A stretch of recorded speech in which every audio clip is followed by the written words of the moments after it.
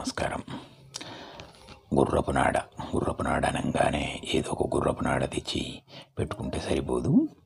ఇది నల్ల గుర్రపు నాడ అయి ఉండాలి. దానికి పూజ ప్రాణప్రతిష్ఠ అనేది ఒకటి ఉంటుంది. ఆ ప్రాణప్రతిష్ఠ ఉంటేనే దాంట్లో ఆ ప్రాణ ఉండి మనకు ఆ యొక్క దాని ఫలితాన్ని ఇస్తుంది. ఇది గుర్రపు నాడు అంటారు. దీని వలన మన ఆర్థిక పరిస్థితి అనేది 100% మెరుగుపడుతుంది.